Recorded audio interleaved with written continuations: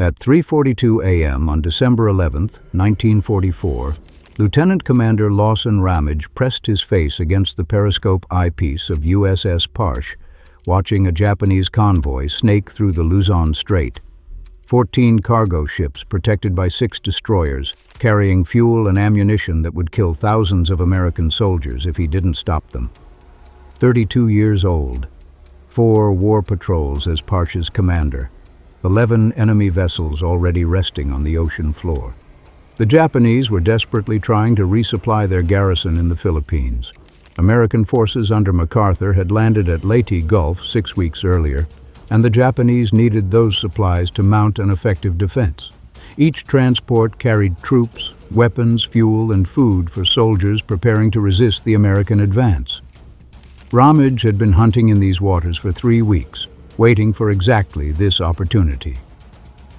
The Gato-class submarine USS Parche displaced 1,800 tons submerged and carried a crew of 75 men.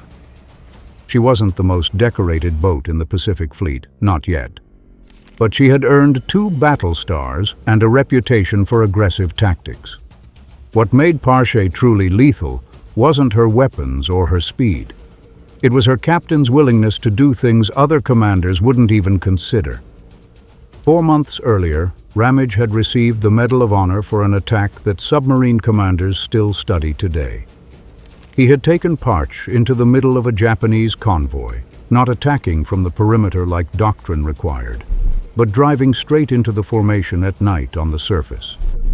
6 ships sunk in one engagement, 0 torpedoes wasted, 0 damage to Parche. The citation called it extraordinary heroism and disregard for his own safety. The crew called it Ramage's rampage. But Ramage wasn't satisfied with past victories. By December 1944, the Japanese merchant fleet was being systematically destroyed by American submarines. Every month, fewer targets remained. Competition among submarine captains was intense. Everyone wanted to make their patrol count before the war ended and the opportunities disappeared. Before Parche's 7th War Patrol, Ramage approached Admiral Charles Lockwood with an unconventional proposal. He wanted permission to operate in the Formosa Strait and Luzon Strait during the winter monsoon season. These waters were considered too dangerous for submarine operations from November through February. Heavy seas, poor visibility, frequent typhoons. Most submarines avoided the area entirely during winter months. Lockwood was skeptical, but he knew Ramage's record. If any commander could operate effectively in winter storm conditions, it was Ramage. Permission was granted, with one condition. Parche would be operating alone. No Wolfpack support, no coordinated attacks. If she got into trouble, rescue would be delayed or impossible depending on weather conditions. Ramage accepted the terms without hesitation. Parche departed Pearl Harbor on November 3, 1944, loaded with 24 Mark 14 torpedoes and orders to interdict Japanese supply lines between Formosa and the Philippines. The submarine reached her patrol area on November 18th. The weather was already deteriorating. Seas were running 12 to 15 feet. Visibility was limited by rain squalls and low clouds. For 3 weeks, Ramage patrolled the shipping lanes. He tracked weather patterns. He studied convoy routes. He positioned Parche where intelligence reports suggested Japanese ships would pass. But the weather worked against him. Heavy seas made periscope observations difficult. Radar returns were cluttered with wave interference. Several times he detected contacts, only to lose them in poor visibility. The crew grew frustrated. They had traveled 5,000 miles to reach their patrol area. They were enduring winter storm conditions that made even routine operations miserable, and they had nothing to show for it except seasickness and wasted fuel. Then, on December 10th, the weather pattern shifted. A high-pressure system moved across Formosa, temporarily clearing the skies over the strait. Visibility improved dramatically. Sea state dropped to 4 to 6 feet, still rough but manageable for submarine operations. That afternoon, Parch's radar operator reported multiple contacts bearing 315 degrees, range 28,000 yards. Ramage studied the radar screen. The contacts were moving in formation, traveling at approximately 12 knots on a southerly course. This wasn't a random collection of independent merchants. This was an organized convoy with escorts. Ramage ordered battle stations. Parch began tracking the convoy, maintaining a parallel course while staying out of visual range. As darkness fell, Ramage surfaced to gain speed. Submarines could travel much faster on the surface using diesel engines than they could submerged on battery power. He needed to get ahead of the convoy to establish an attack position before dawn. Through the night, Parch raced through heavy seas, spray washing over the conning tower as the submarine plowed through waves. By 3 a.m. on December 11th, Ramage had worked his way ahead of the convoy and slightly off its track. He submerged to periscope depth and waited. At 3:42 a.m., the first ships appeared through the periscope. Ramage counted 14 large cargo vessels arranged in 3 columns. The escorts, 6 destroyers, were positioned on the flanks and ahead of the formation. The convoy was traveling in a standard defensive arrangement designed to protect against submarine attack. Standard doctrine called for attacking from outside the escort screen, firing torpedoes at maximum range, then diving deep and retreating. But Ramage had studied this convoy's formation for hours. He noticed something unusual. The destroyers were positioned too far ahead of the merchant ships, probably because the convoy commander was worried about running into an American submarine wolf pack.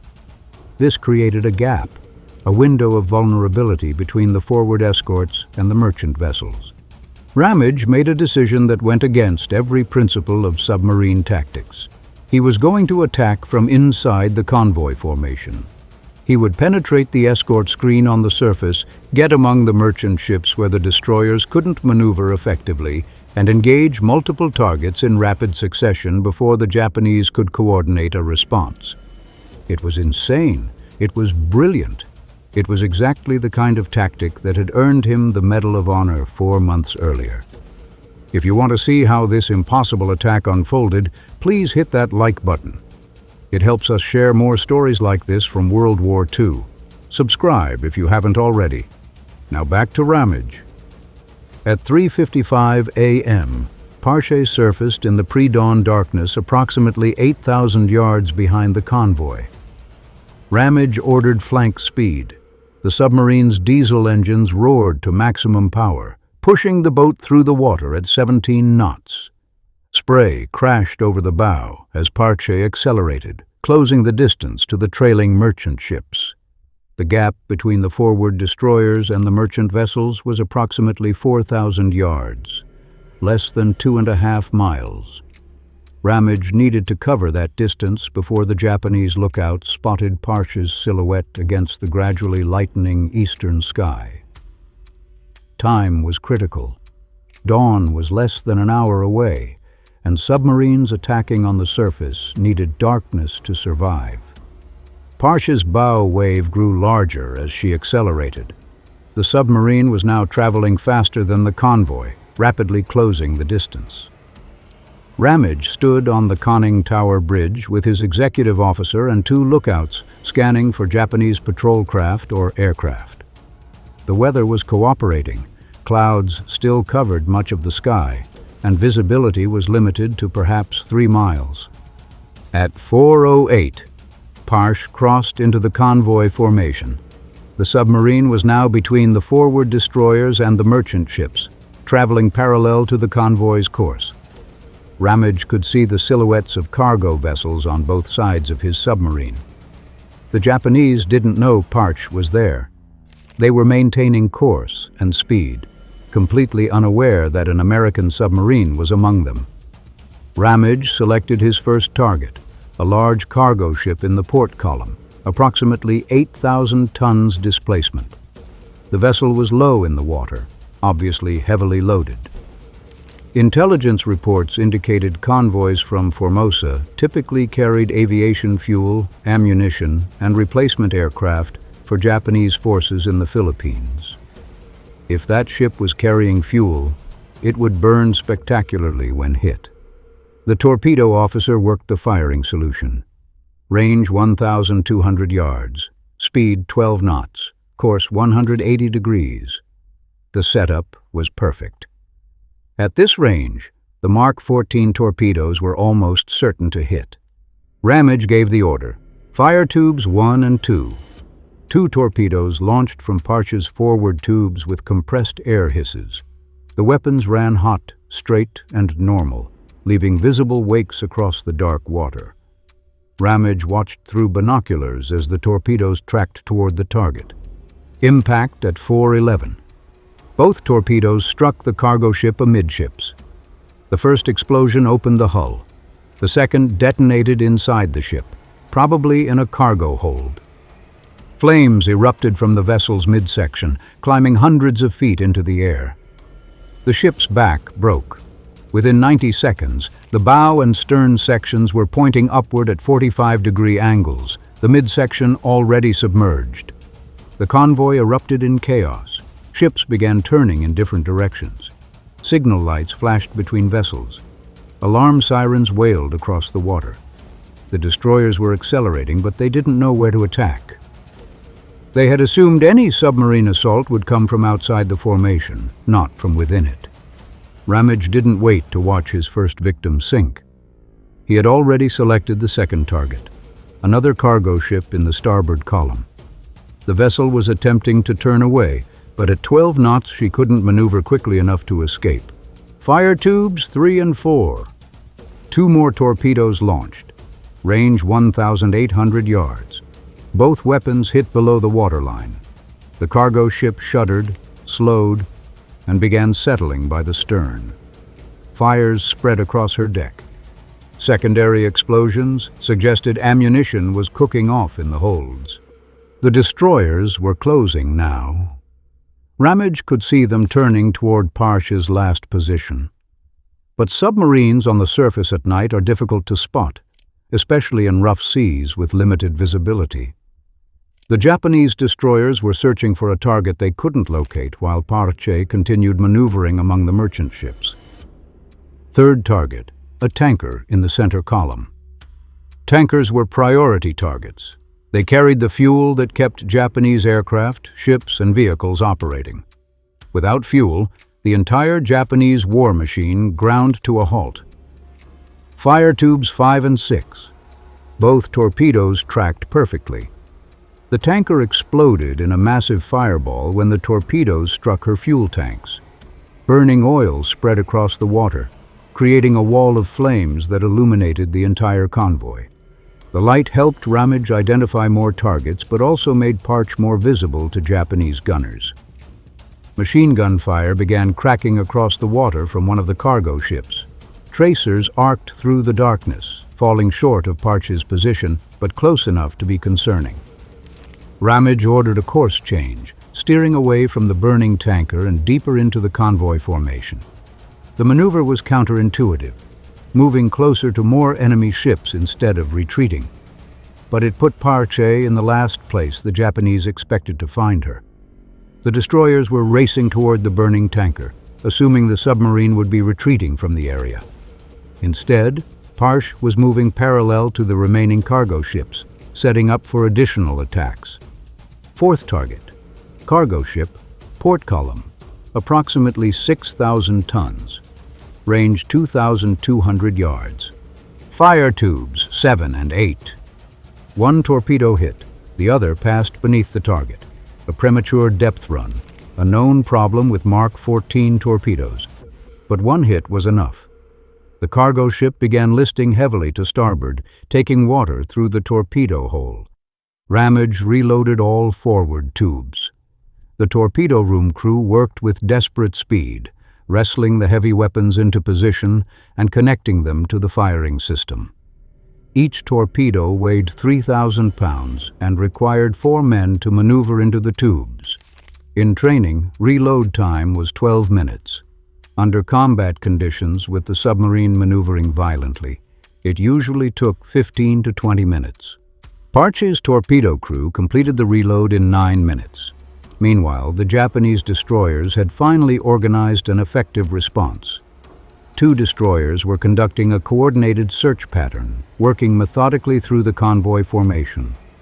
A third was racing toward Parche's estimated position, preparing to launch a depth charge attack if the submarine submerged. Ramage had perhaps 5 minutes before the destroyers would be close enough to engage Parche with guns or force her to dive. He needed to maximize that time. 5th target, large cargo vessel, center column. The ship was attempting to flee the area at maximum speed, black smoke pouring from her stack.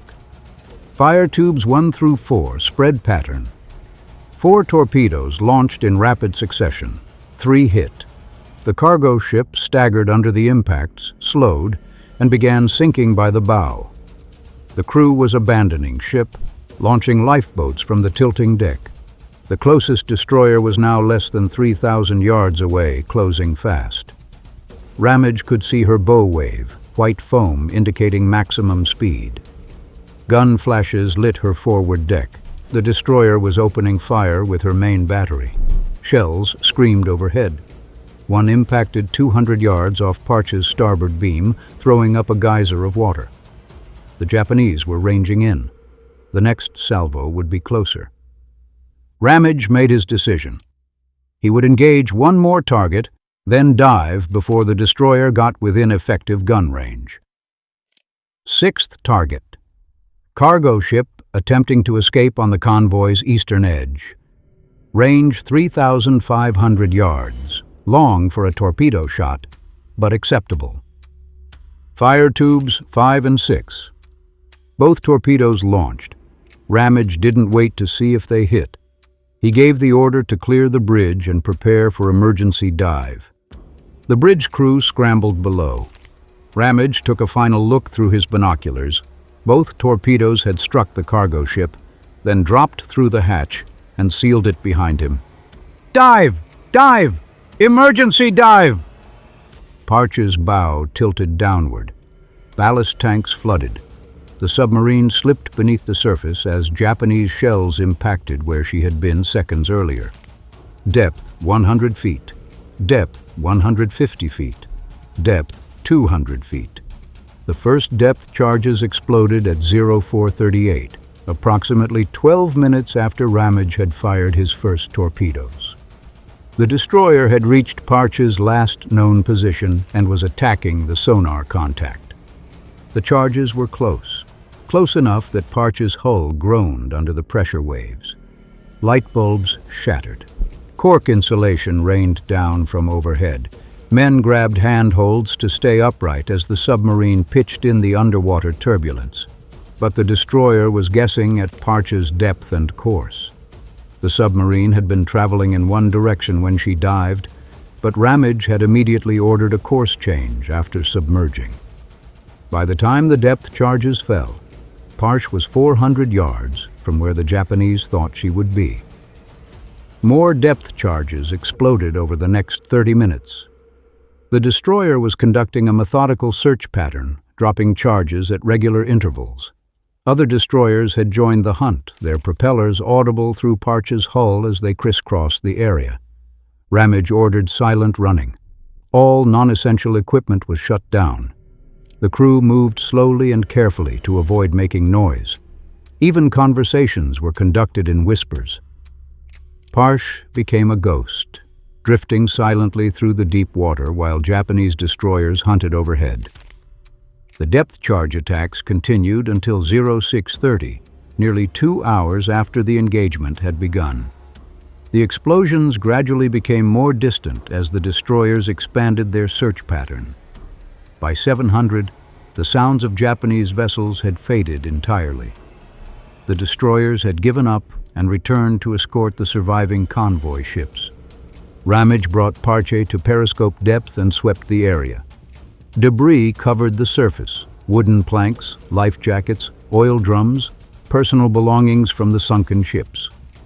3 cargo vessels were still afloat but clearly sinking, their crews in lifeboats rowing away from the doomed vessels.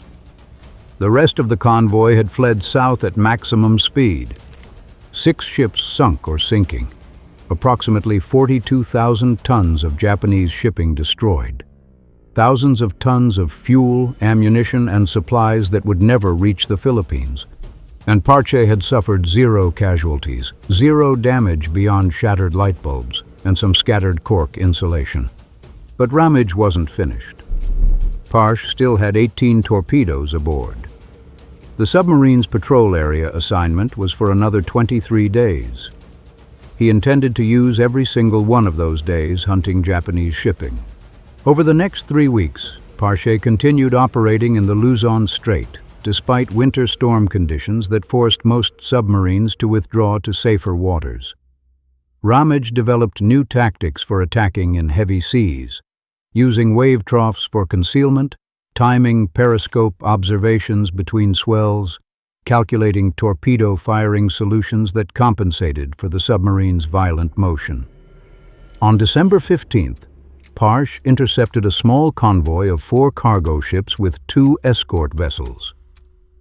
Ramage attacked from periscope depth in 12-foot seas, sinking 2 cargo ships and damaging a third badly enough that she had to be towed back to Formosa. On December 22nd, Parche encountered a lone tanker traveling without escort, a desperate measure indicating how severely the Japanese merchant fleet had been depleted. Ramage sank the vessel with 3 torpedoes. The tanker burned for 6 hours before finally slipping beneath the surface. On December 28th, in perhaps the most difficult attack of the patrol, Parche engaged a heavily escorted convoy in visibility so poor that Ramage had to navigate by radar alone. He penetrated the escort screen submerged, fired 4 torpedoes blind using radar ranges and bearings, and successfully hit 2 cargo vessels before withdrawing. The escorts never located Parche. The submarine escaped in the storm while the Japanese searched empty ocean. By January 2nd, 1945, Parche had expended all 24 torpedoes. Ramage had orders to return to Pearl Harbor, but he had 1 weapon left, the submarine's 4-inch deck gun. On January 4th, while transiting toward Pearl, Parche encountered a small Japanese fishing vessel that intelligence later identified as a military observation post disguised as a civilian craft. Ramage surfaced, manned the deck gun, and sank the vessel with 15 rounds at 2,000 yards range. USS Parche arrived at Pearl Harbor on January 12, 1945. The crew assembled on deck in dress uniforms, holding the submarine's battle flag. The flag showed 14 new ship symbols, 14 enemy vessels sunk or destroyed during the patrol. Parche had inflicted more damage on Japanese shipping during this single patrol than most submarines achieved in multiple deployments. Admiral Lockwood personally greeted the submarine at the dock. He had already reviewed Ramage's patrol report. The attack on December 11th, when Parche had penetrated a heavily escorted convoy and sunk 6 ships in 37 minutes, was being called the most audacious surface attack since Ramage's previous Medal of Honor action. The crew posed for photographs with their battle flag. They looked exhausted, 70 days at sea, most of it in winter storm conditions. But they had achieved something remarkable. They had operated effectively in waters and weather conditions that other submarines avoided. They had developed new tactics for attacking convoys, and they had sent approximately 67,000 tons of Japanese shipping to the bottom. Ramage received his 2nd Navy Cross for Parche's 7th patrol. Combined with his Medal of Honor and previous Navy Cross, this made him one of the most decorated submarine commanders in the United States Navy. But when reporters asked about his tactics, he consistently emphasized crew training and coordination over individual heroism. Parche herself received her 3rd Presidential Unit citation and 2 more battle stars. The submarine was recognized as one of the most effective boats in the Pacific Fleet, But her combat career wasn't over.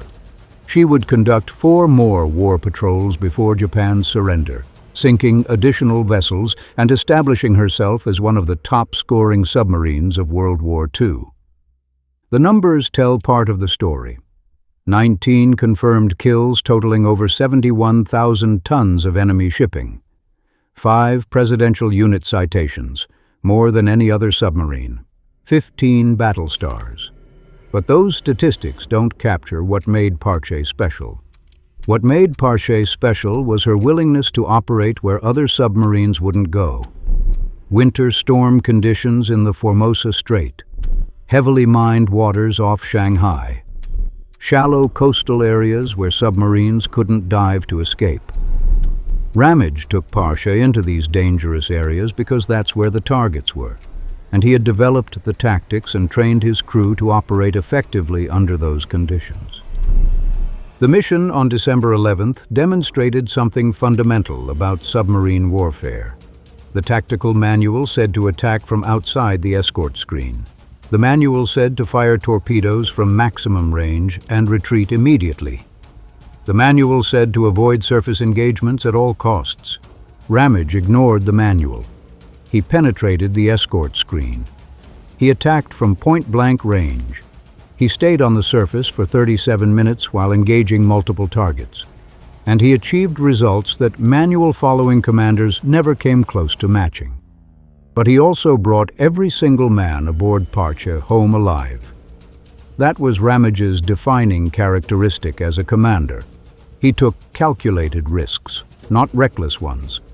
He pushed tactics to their limits, but never beyond the point where training and skill could compensate for danger.